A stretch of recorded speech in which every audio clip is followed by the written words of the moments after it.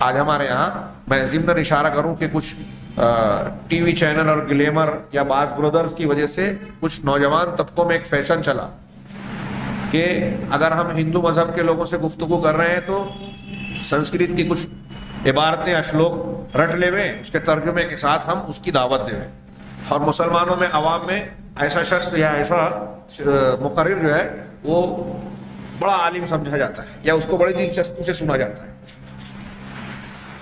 یہ چیزیں جو دعوت کے لیے سامنے والے کی کتاب کا حوالہ دے کے گفتگو کی جائے، یہ مناظرے کی چیز ہوتی ہے، خاص موقعوں کی بات ہوتی ہے، جب آپ کا کسی قوم سے سابقہ پڑے کہ وہ آپ کی بات کو کسی موضوع پر رد کر رہا ہے اور آپ اس کا جواب دے رہے ہیں، یا آپ اس کا رد کر رہے ہیں اس کو جواب دینا، دفاع کرنا ہے، تو یہ مناظرے کی اہل علم کے درمیان اس وقت کی گفتگو ہے جب دو میں سے ایک کو حق ثابت کرنے کی کوشش مناظرے اور مقابلے کے طور پر ہوتی ہے۔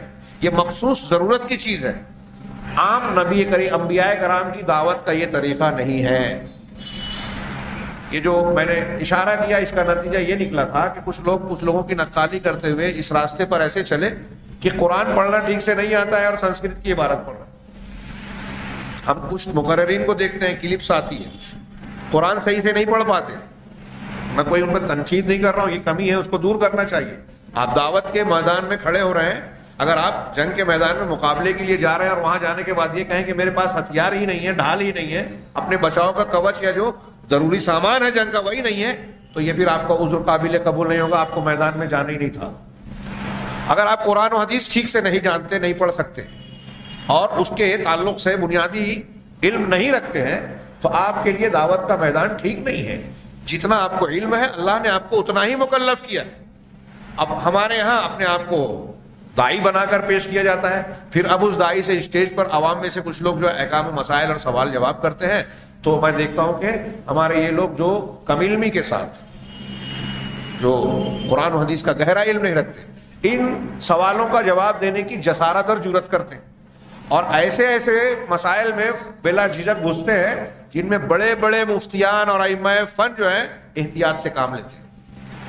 اگر کسی عالم سے آپ پوچھیں گے تو وہ جواب دینے میں ہچکچائے گا، جس سوال کا جواب دینے میں۔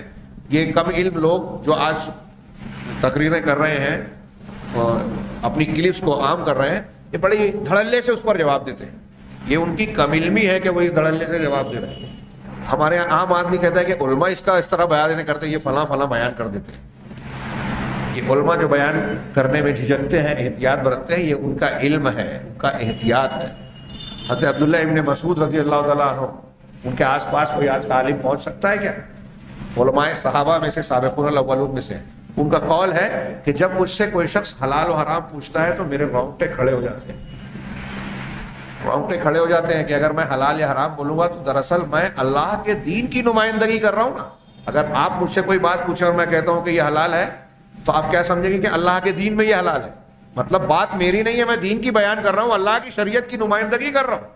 اگر میں نے غلط کہا تو اللہ کی بات کو غلط بیان کیا۔ یہ کوئی چھوٹا موٹا گناہ نہیں ہے، چھوٹی موٹی لغزش نہیں ہے۔ اس لیے اب صحابہ، تابعین، تبع تابعین اس سے خوف زدہ ہوتے تھے۔ کوئی سوال پوچھتا تھا، معلوم ہونے کے باوجود بعض اوقات کہتے تھے کہ وہ دیکھو فلاں عالم مجھ سے زیادہ جانتا ہے، اس سے جا کے پوچھو۔ علم چھپانا مقصود نہیں ہوتا تھا، احتیاط مقصود ہوتا تھا۔